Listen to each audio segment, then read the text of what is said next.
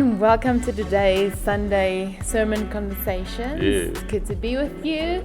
And today we're discussing Sunday's sermon, which was called Worship Me. Worship Me, which is an invitation from God to rediscover His truth by diving into His presence during times of worship. Yeah. So that's going to be exciting. Yeah. This message we're discussing can be found wherever you listen to podcasts. But better yet, join us on Sundays at 9 a.m. Come right to here. church. Yeah, good stuff. Awesome. Okay, so Yes. I am up for questioning you. Yeah, I'm kind of liking this. Really? That you know, because I'm learning new things. Let me just say, like last time you did some questions, I just learned new stuff even while we were chatting. And we also learn new things about each other. For sure, definitely. It's good, we're growing. Okay, so Daniel, you woke up on Saturday morning, and it was so funny. I probably laughed the loudest in the service. He did this mic thing. Go listen to the podcast. It is quite humorous. But there we go. Worship me. Said the voice. He woke up. He woke up with God just saying, "Worship me." Right? Is that right? And what did that do for you? What did you feel when God said, "Worship"? Yeah, I mean, it's kind of interesting because you and I really are very involved in worship. I mean, it's what we do. And we're at a privileged place where we can pastor a church, but not just from the front, but actually be deeply involved in the worship and in the music. And, you know, so I'm on instruments, you're up front. We've had amazing worship times in our services. Really just, you know, we've felt God's presence. And I wake up with this voice that says, "Worship me."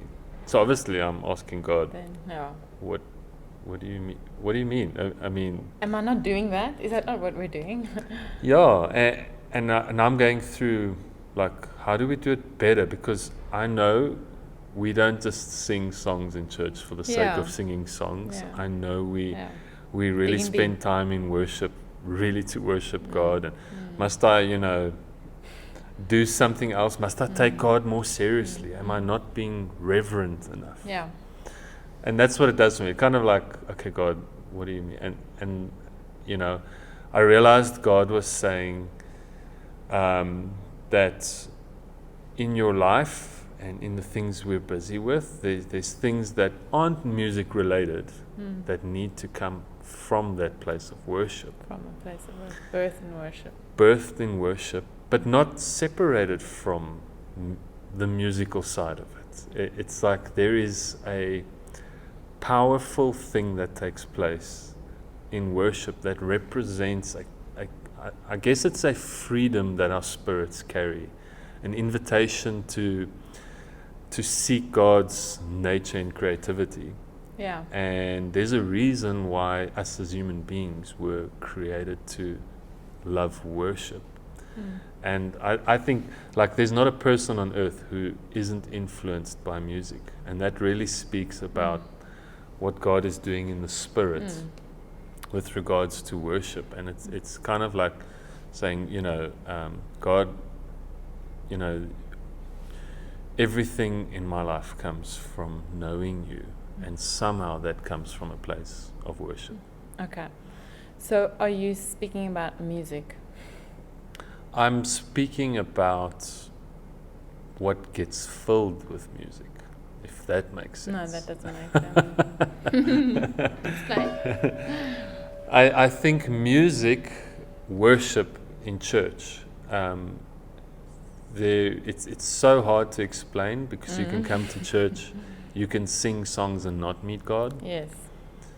But there is a place where in worship, and it has to do with worship music, there is a place where you meet God in a way that cannot be explained in words, and it's more about coming into His presence. I want to steer clear of that whole thing with like everything you do is worship. Like I was cutting down trees the other day, and that's not worship. No. But I want to stop you there. Yeah. can you meet God in that moment? While cutting down trees. Yes. Yeah. Because here's what I'm saying. Like doing manual labor. Exactly. Yes. But I have to know that I can worship God. I can experience Him worshipfully or reverentially while I'm in the kitchen working, or while I'm peeling butternuts, staring out the window, looking at the kids. Yes. Even if there's no music. So, like, I almost want to just check, you know. So, we're not only speaking about music, we're not only speaking about times of worship in church or in the car when the music is playing. It could be when there is no music present. Yeah. That is part of the call to worship, right? So that's why I was saying it's not about the music or the worship. Yes. It's about what gets fulfilled by the music and the worship. And what that is coming into God's presence and saying, God, I am in your presence. Yes. Classic Mary Martha. Martha's in the kitchen peeling onions, and Jesus is saying, the best place you can be is here right now. Although the onions have to get peeled for dinner. They had to. But someone has to peel the onions. They have, yes. And so we all have to be busy in life doing things. Okay. And God was saying, I need you to just step out of that busyness for a moment and come into my presence. Okay. So that you can get filled. Yeah. So would you say part of the invitation to worship God in a deeper way requires us possibly to have some lifestyle changes, or just do things differently, or cut down on the hurry, cut down on the filling my day with things. Definitely. Filling my day with information, filling my day with taking in. Yeah. It requires us to start building moments or building times into our everyday life. Yeah. Like David woke up in the dawn, right? Yeah. He you know, in Psalm 57 it says, God, will you awaken my inner man? Yeah. Awaken my glory. Awaken my glory. And then he says, what is that? Awake harp and lyre, awake musical instruments. Yes. And then with that I will literally awaken the dawn. Like, you know, and the lifestyle change you're speaking about. And this is really where I am, and I feel this is what God was saying, is, and questioning me on, is what things are you busy with in your life that weren't birthed in a place of worship? And are you busy with things that were based or birthed in a place of worship? Because it's only in a place of worship that you can be sustained. And I don't think people make that connection between worship. You know, you'll come to church, you'll sing your song, you'll go out and you'll be busy with your year plan and your 5-year plan and and maybe those plans were not birthed in a place of worship. And I think it's time for us to ask ourselves the question, is what I'm busy with, was it birthed in a place of worship? So, if you go listen to the sermon a little bit, you'll have more context for this. But in Psalms 57, in the other one, in Psalms 1 verse 37. 137. 137. Yes. I wrote one verse, and I know Psalm 1. I'm like, that's not in Psalm 1. No, Psalm 137. Yeah. Good, thank you. So what if you, he speaks about, you can actually maybe create context for that as you answer my question. What if you come on a Sunday morning, like you said, and your spirit isn't in the right place? Yeah. Or you're not in that space.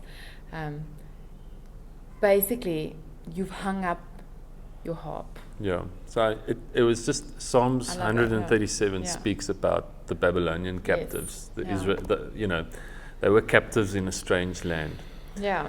And they had been so demoralized, and they were in such a strange place, and things were just so weird. Yeah. I said in Sunday, things were so 2020 that in many ways. Yes.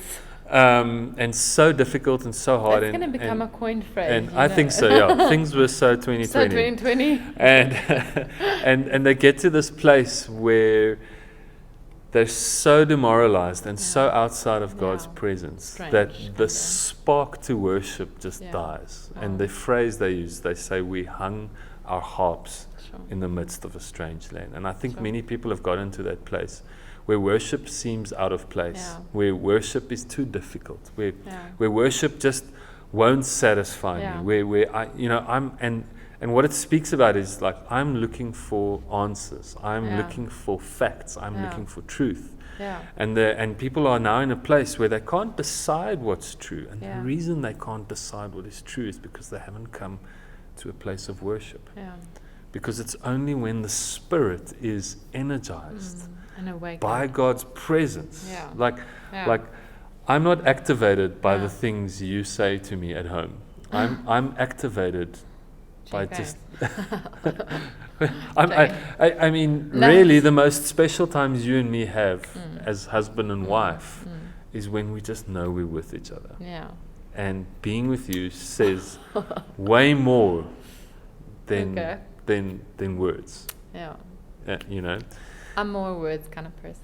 I know, but Just joking, but I don't have enough words to satisfy your spirit. Exactly, and God, I mean, like you said, in the English language, there are so many. It's only so many 50,000. words. So So God many is, scriptures. and there's this spark that can only be satisfied by being with God. Absolutely. And so this picture is. The question is, have we hung up our worship because our intellect hasn't been satisfied by what the world has to offer? And are we actually going to let that go? And like David said, awaken a worship in me. With the harp, I awaken the dawn. It's just so powerful. So that person that might have hung up their harps in a strange country where they might have been enslaved by things, and they're yearning to get into the river again. They're yearning to get that connection again. What do they do? What do we do if you're that person? What's step number one? What are those first steps? So I mean that you're asking directly into the dream I had, which I just woke up with on Sunday. And that just helped me understand what God was saying. And I realized people are really held captive in their minds. And that's where captivity today in modern times, or if you're in a beautiful country like South Africa, you're probably held more captive in your mind than in any other space. And you're held captive by what you think is true or not true. And that's really where people are held captive. And so I wake up with this dream of, and I want to encourage you to listen to the podcast to get the context of the dream. But it's, in this dream there was a pool, and I was facing a challenge, with what's held me captive in my mind has, for instance, been the fear of man. And that's what's the word? It's manifested itself even in our marriage, and even as a pastor, and and in this dream, we're spinning around and we're doing things, but every time I come past the pool, and this pool was really interesting. It was a deep blue, rich pool that was crafted out of, it was like stone chiseled up, really, just beautiful. But on the other side of the pool was this bench and a tap that said drinking water. And it's in the pool. So this tap is just above water level, and I thought the whole time, well, that's funny, I've got to dive into the pool to drink from the tap. And when I woke up, God just spoke to me. He said, I want to invite you to dive into my presence, because you're looking for truth.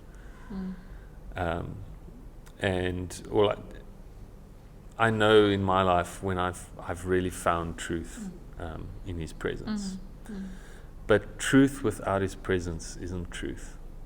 And the only way to find and drink from God's truth is actually to dive into His presence.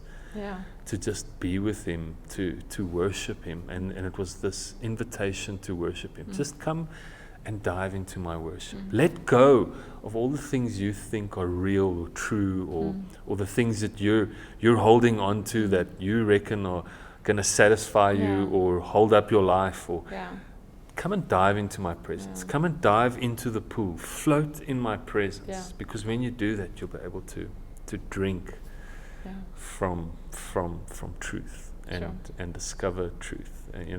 Truth. Yeah. So Psalm 57 again, just going back there, spoke about, and this it made quite a distinction between what he was saying here. I don't know, you can't quote the scripture exactly that you quote them. Yes. But, okay, could you quote it for us? So Psalm 57 verse 10, David says, he says, your loving kindness and your goodness reaches to the heavens. Yeah. Heavens. And I made people quote this, yes. Yeah. And your truth and your faithfulness to the clouds. Yeah. And I realized just from flying in an airplane, wow, clouds are really actually low-level activities. Yeah. And the heavens are way up there. Yeah. And something so with this dream, God's saying, dive into my presence. Yes. So first dive, and then there's a tap. Yeah. So there's a bigger experience. In other words, the presence is bigger than the truth. And here God is, in David is quoting this very fact. It's one of those moments where you're reading a scripture and you've had a dream, and when the two come together, it's like explosion in my spirit. Yeah. And I realized, wow, God's goodness and His loving kindness reach to the heavens. Yeah. They're that big pool He's inviting us to dive in. And His truth reaches to the clouds. Yeah. One is higher. Yeah. One is lower. Yes. Yes. One is deeper. Yeah. But both of them are so valuable and so important to life. But you can only find truth in God's loving kindness. Without His kindness, you will never ever find truth. Yeah. So I was just thinking, like, if I took the teaching from a Sunday, and I said, God, just help me go deeper into this, because I easily get stuck in a line, and I would say, like, what if he was saying something different? What if David just was writing metaphorically, and what if he was just like Picasso, like just it's like poet. the clouds and the heavens. He was just being a poet, and we go and we like make this distinction between the two, and so God is so faithful to open up and answer our questions, and it just shows me that what you're saying there, you took theology, but because your spirit had been awakened, you had a dream, God had been teaching with you and speaking with you. This scripture suddenly had so much greater meaning. So when I said that, did you get stuck? I got stuck. Sentence. Yeah, I was like, I didn't get stuck there for the rest of the morning, and then like keep going back there. But I did think like, I think you're basing a lot of things on one line. Yeah. And who said he was even saying that? But then, so I spent time with the Lord, and He took me straight to a scripture we all know so well, is 1 Corinthians 12 and 13. 1 Corinthians 13 is about the love and what love is. And but back to 1 Corinthians 12, he's speaking about all the gifts of the Spirit, which is ministry, which is discernment and wisdom, and I don't even know all them healing. There's prophecy, and it's got to do with, for me, and if I have to now put it together, faith is also one. Faith and truthfulness. And truthfulness is not a gift, but he speaks about faith, and all of that for me feels like, yes, I can put it in that cloud box, where it reaches to the clouds. But then Paul writes and he says, love trumps it all. Wow. Love is the greatest. Love is the greatest gift of them all. The highest, he says. Wow. And God showed me that so clearly. It's black and white. There I didn't have to kind of think, oh, what's he trying to say, Paul? What's he trying to... I could just say, oh, well, love is greater, and love is kindness, and love is mercy. And so that's why we can say his loving kindness and mercy is greater or is higher than the clouds, which is still pretty high and pretty cool to be in. And it's still... I still want to live in that place. I still want to reach to the heavens, and I still want to reach to the clouds as well. Yeah. But for me, that just really challenged me to ask myself, out of which space am I living? Wow, love. Am I living in the cloud space, or have I broken through the cloud space to get to where I'm operating out of love? Yeah.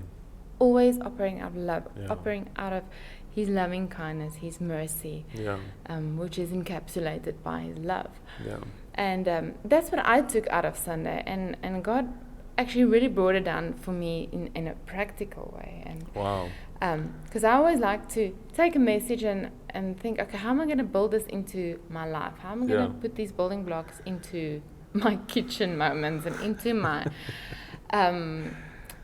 my bathing the children moments, and into my exercise moments, and into my life. Wow, love. And he's love. Operate out of love. Operate out of, let your reasoning, let your functioning be rooted in love. Yeah. And for me, that is part of responding to the invitation of worship me. Yeah. Wow. If that makes sense. Yeah. And like, I love, obviously I'm a worshiper. I love sitting in front of the piano, and I don't think people always realize in our household it's crazy sometimes around us, but I'm playing piano and the kids are like, and it's there and it's that. And I really get to shut off and just heart-to-heart expression, heart-to-heart connection with God. So true. But I can't have that all day. But it does feed my day. It does. It does. So if I'm having a wrestling match in my head, my mind, in my reasoning, where I'm struggling with truths, I can break through the clouds. I can break through that through that struggle into God's presence, and realize that his love trumps it, and function out of love, or reason out of love. Yes. And often love is the solution to that, what is truth, what is right. Love just goes right through it and says, put my perspective on. I am love. Yes. If you're trying to decide between, whatever is truth, whatever is right, babes. Whatever is wrong, if you're acting out of, like, God says, I am love, let's break through these clouds. Here's my perspective. Let me show you what love sees. And it just... if we take marriage, for example, that's supposed to be the penultimate display of love. In fact, it's so important to God that he actually calls the church the bride. He's so serious about the display of love, that marriage is supposed to be that penultimate act. And how often do married couples get stuck trying to figure out who's right and who's wrong? Trying to put the truth down on the table. Listen, this is the truth. This is what we need to stick to. Instead of coming out of love. I mean, Jesus said, he said, a new commandment I give you, love others as I have loved the church. And that is the fullness of the entire law. Love God with all your heart. Love others. Jesus told the Pharisees, he says, you guys search scriptures, you search through, and you will never find life because you don't know me. It's like the scripture without the presence has got no value. It's black and white little letters. It does not bring life. These are Jesus' words. Unless you have relationship, then suddenly the truth becomes alive. And I want to just say this of Bernadien. And this, what she was talking about, going on the piano. I'm talking to you guys now. We will be at home, and the climate in the home just rises as the busyness of the day goes, and this kid wants this, and that kid wants this, and dad needs this, and mom needs this, and the grass has got to get mowed, and the dishes have to get washed. Yeah, and these are real moments, and I'll feel like, oh man, today is just too busy, and then suddenly something magical will take place. The sound of the piano will start coming from the lounge. Yeah.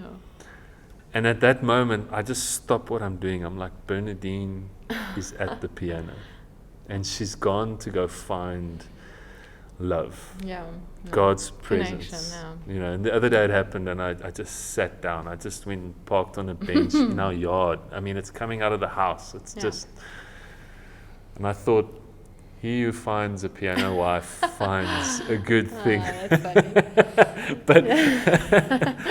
But I was just so satisfied in this moment, because I wasn't thinking about you per se. I was thinking about you worshiping God, and the sound that brings to the house, and also just God's presence, so real and tangible in that moment. So what you were saying, practically, it's something that Bernadine does. So what do you do if you don't have a piano, if you don't play a musical instrument? I play drums, which is kind of not an instrument. But there's a joke in the band that the drummers are just people that hang out with musos. They make noise. No, I'm joking. But I would encourage you to find something. Yeah, I had a moment like that. I'll never forget it. I'd just gone down, as a student to Cape Town. And I just sat down, and I think this is what David did a lot. He would go sit in a quiet place, and he would just behold God. Yeah. He would be in awe. I mean, the sound of wind going through trees is something I love. It stirs me just as much as a piano. So adapt your lifestyle to make those moments. To make those moments happen. Make sure that those moments are regular. A part of every single day. Absolutely. Not just once a week. Absolutely. It's got to be a part. You've got to take 20 minutes a day, half an hour a day, and where you go, faithful. God. He's faithful. If you come halfway, he meets you the rest of the way. Even if you meet him not all the way halfway, but he comes. If you make that space and you say, God, noise, just come. Yeah, you got to have those quiet moments. So let's respond to his invitation to find truth in those moments of worship. Go find let the Spirit reveal to you where you hung up your harp, or where you left your worship, where you need to go find it, where you need to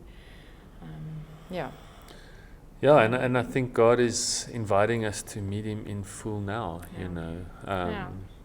His presence isn't delayed. His presence isn't somewhere far away. His presence is waiting for you and continuously available, and it's completely satisfying. So if we're going to end with that, I think. God bless you as you make those moments happen. Bless you in your moments of worship, in your times with the Lord, with the Spirit. Let him really connect your spirit. And if you've enjoyed this, be sure to catch us again in the same place. Facebook, share this video. Share it with a friend. Share the link. Send it on. Be blessed by it, and we hope to see you joining us on a Sunday morning. And our prayer is that you'll have a testament or a testimony of God's presence at work in your life. That you will come back and say, man, I tried this out. I spent some time and let us know if you have that. Exactly. Let us know. Leave a comment if this has really meant something for you. Be blessed. See you guys next week.